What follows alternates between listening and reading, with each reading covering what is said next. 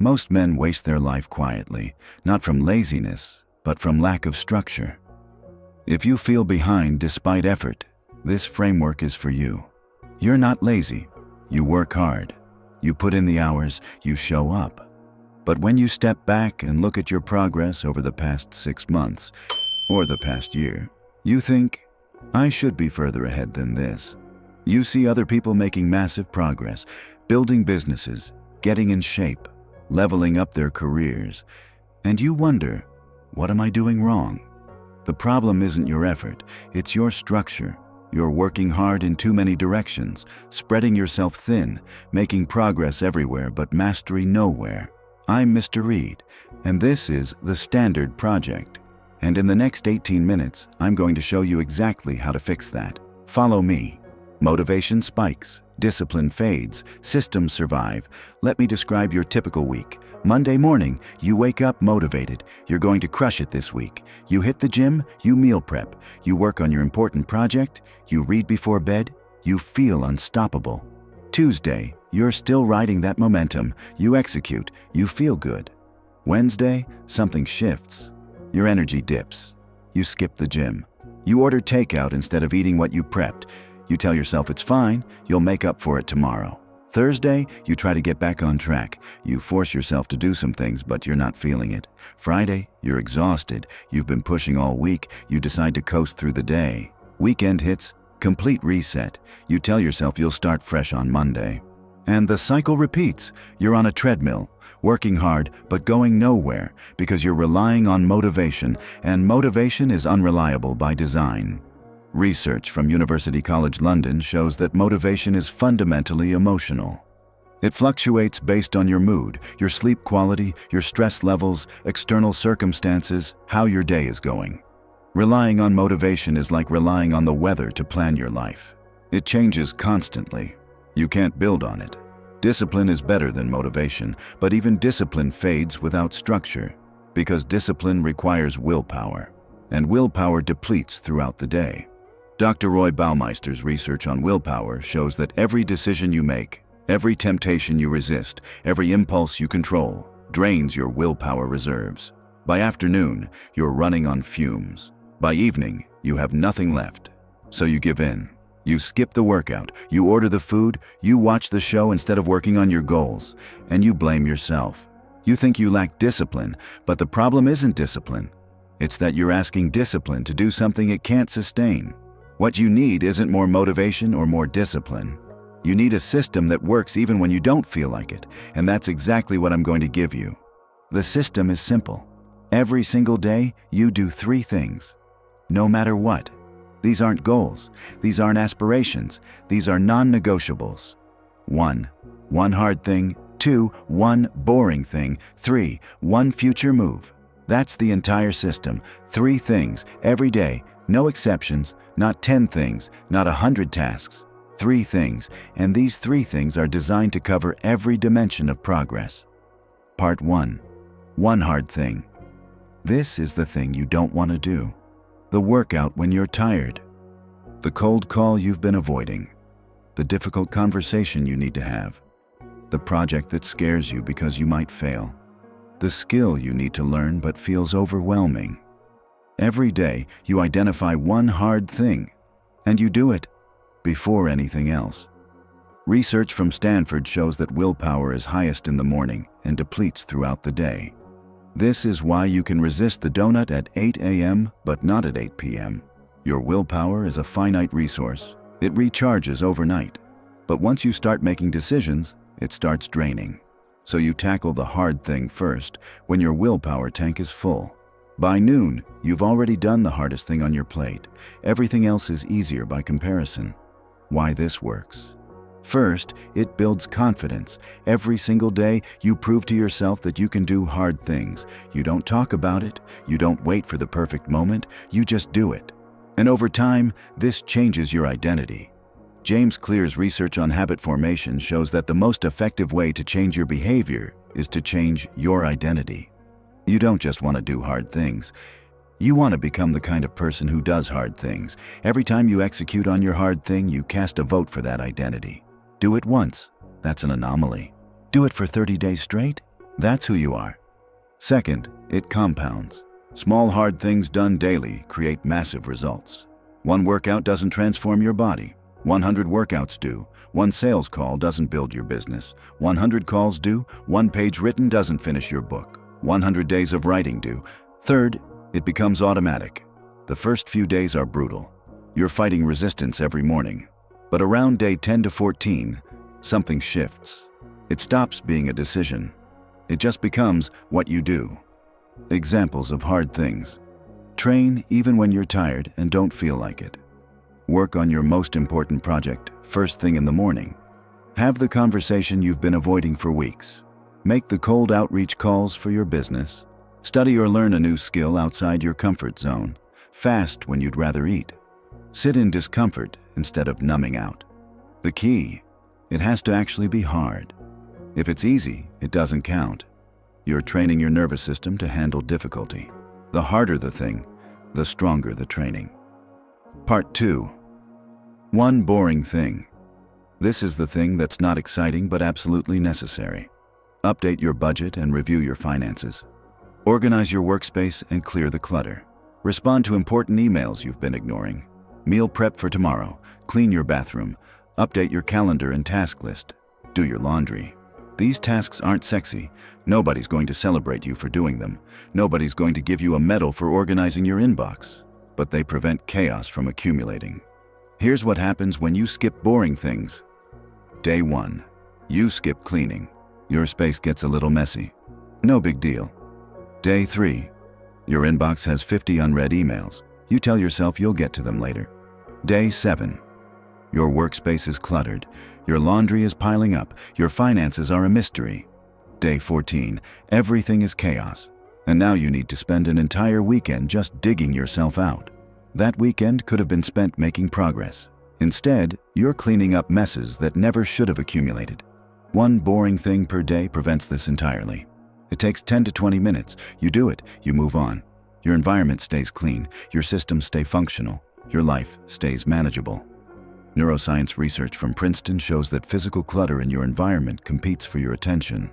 Every item out of place is a tiny drain on your cognitive resources.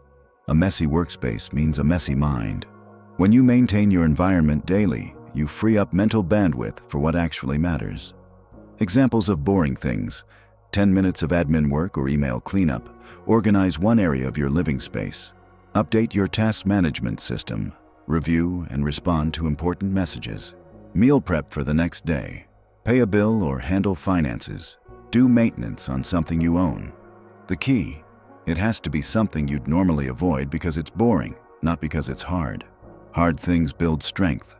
Boring things prevent decay. Part 3.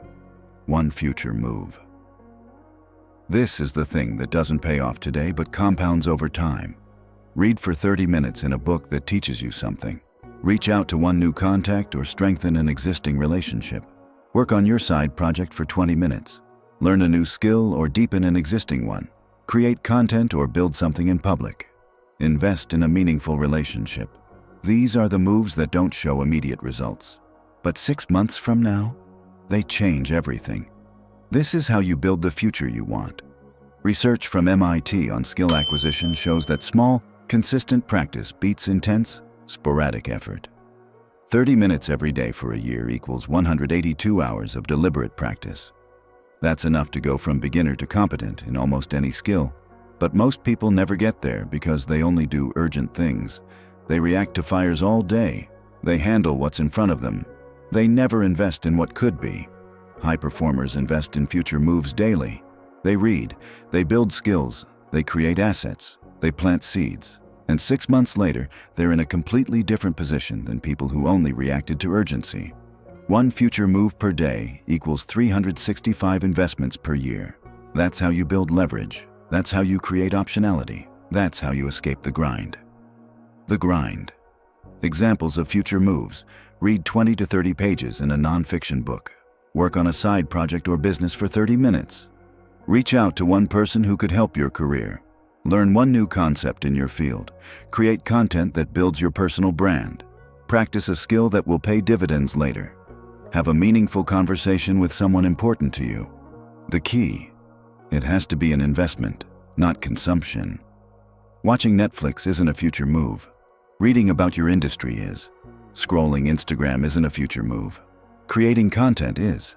Thinking about starting isn't a future move. Actually building is. Why the non-negotiable stack works. These three things cover everything you need. Hard thing equals build strength. You're training your nervous system to handle difficulty.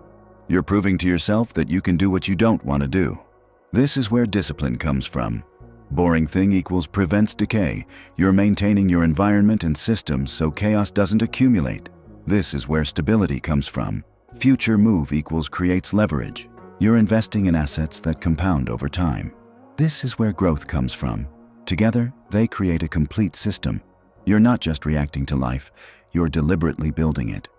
Research on habit formation shows that people who focus on systems rather than goals achieve better long-term results. Goals are about the outcome. Systems are about the process. The non-negotiable stack is a process. It doesn't rely on motivation. It doesn't care how you feel. You just execute every day. Now let me show you exactly how to implement this system and make it stick. How to win. Even on bad days. Bad days will happen. You'll wake up exhausted. You'll be stressed. You'll feel unmotivated. Your body will hurt. Your mind will be foggy.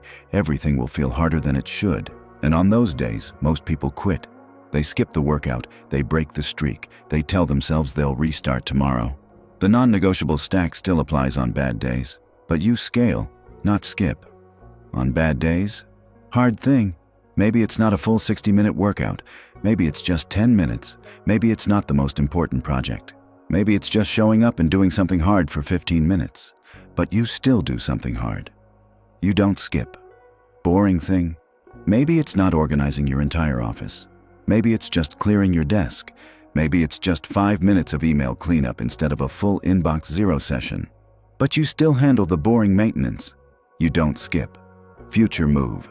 Maybe it's not 30 pages. Maybe it's just 10 pages. Maybe it's not a full hour on your project. Maybe it's just 10 minutes. But you still invest in your future. You don't skip. This is the difference between people who make progress and people who restart every Monday. You never break the chain. You scale, but you never skip. Because here's what most people don't understand. The habit isn't the specific action. The habit is showing up. When you scale but still execute, you're reinforcing the most important habit of all, the habit of not quitting when it gets hard. Dr. Wendy Wood's research on habit formation shows that maintaining consistency is more important than maintaining intensity. It's better to do 10% on a bad day than to skip entirely. Because skipping once makes it easier to skip again, but showing up reinforces the identity. I'm the kind of person who shows up even when it's hard. That identity is worth more than any single workout or task. Why consistency beats intensity. Most people go all in for a week, then burn out and do nothing for 3 weeks. They work 12-hour days, sleep 4 hours, grind relentlessly for 5 days. Then they crash and can't function. They train twice a day for 2 weeks, then get injured or exhausted and quit for a month. They read a book a day for a week, then don't touch a book for 6 months. This is intensity without consistency. And it doesn't work. Consistency beats intensity every single time. 3 things every day for a year equals 1,095 actions. 30 things once a month for a year equals 360 actions. The daily approach wins by 3 times, and that's just counting volume. But the real advantage is compound effects. B.J. Fogg's research at Stanford shows that small actions done consistently create behavior change through repetition, not willpower. Each time you execute, you strengthen the neural pathway. Do it once, weak pathway. Do it 100 times, strong pathway. Do it 365 times, automatic pathway. At that point, not doing it feels wrong. That's when the system becomes self-sustaining. The compound effect of daily execution is unstoppable. Year 1, you're building the foundation. Progress feels slow. Year 2, the foundation is solid. Progress accelerates. Year 3, you're operating at a level that seems impossible to people who just started. This is compound interest on discipline. How to track discipline without burnout. Keep it simple. Don't overcomplicate this. You track 3 things. Hard thing done, boring thing done. Future move done, that's it. No complicated trackers, no spreadsheets, no metrics. Just 3 checkboxes. At the end of each day, you ask yourself, did I do all 3? Yes or no? If yes, you mark the day. If no, you don't. String together enough yes days and your life transforms. But here's the key. You're not tracking outcomes. You don't track how much weight you lost, how much money you made, how many followers you gained. You track execution. Because execution is in your control. Outcomes aren't. Research in sports psychology shows that athletes who focus on process goals, what they can control, outperform athletes who focus on outcome goals, results. Because process creates outcomes. But outcomes don't create process. You can't control whether you lose weight this week, but you can control whether you train. You can't control whether your business makes money today, but you can control whether you work on it. Focus on what you can control. Execute daily. Trust the compound. The results will come. They always do when the process is consistent. Bonus, the power of the streak. There's something powerful about not breaking the chain. When you hit day 30, you don't want to go back to 0. When you hit day 60, the streak itself becomes motivation. When you hit day 100, you're operating at a level most people never experience. The streak becomes its own reward. Don't break it. Let me leave you with this. Disciplined men don't feel motivated, they feel committed. There's a fundamental difference. Motivated people wake up and ask, how do I feel today? Do I feel like doing this? If they feel good, they execute. If they don't feel good, they skip. Their behavior is controlled by their emotions, and emotions are unreliable. Disciplined people don't ask how they feel. They already decided what they're doing. The decision was made days, weeks, months ago. They don't wait until they feel like training. They train because that's what they do. They don't wait until they feel motivated to work. They work because that's who they are. Motivation is a feeling. Commitment is an identity. An identity is built through action, not intention. Stanford research on identity formation shows that we become what we repeatedly do. You don't just wake up one day as a disciplined person. You build it through thousands of small decisions. Every time you execute when you don't feel like it, you're casting a vote for that identity. Do it enough times, and that becomes who you are. But even discipline needs structure. You can't rely on raw willpower forever. It depletes, it weakens, it fails under stress. The non-negotiable stack removes the need for willpower.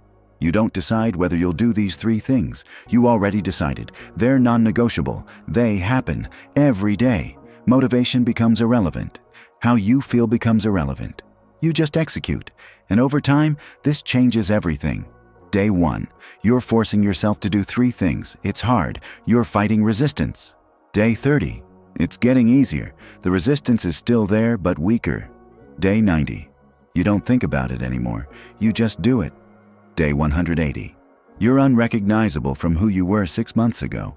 Day 365, people ask you how you did it, and you tell them the truth. 3 things every day, no exceptions. That's the system. That's the secret. Not motivation, not willpower, not inspiration. Structure, consistency, execution.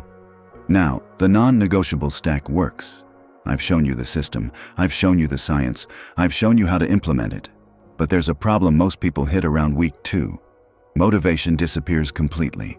Not just low, not just fading, gone. You wake up and feel nothing, no drive, no excitement, no inspiration, just exhaustion, just the weight of another day, just the voice in your head saying, I don't want to do this today. And that's when most people quit. They think, if I don't feel motivated, I must not really want this. So they stop. They break the streak. They tell themselves they'll restart when they feel better. But they never do. If motivation is already gone, the next video shows how to operate anyway. Because I'm going to show you how to build discipline that works at 0 motivation. When you're tired, when you're stressed, when every fiber of your being is telling you to quit. You'll still execute. Not because you feel like it, but because you've built a system that operates independently of how you feel. The next video breaks down the exact protocol for operating at 0 motivation. How to remove the need for willpower entirely. How to automate discipline so it runs on autopilot. How to execute when you'd rather do anything else. Watch it now. Because knowing the system is one thing, operating when motivation is dead is another, and that's where real discipline is proven. One standard, greatness. One project, you.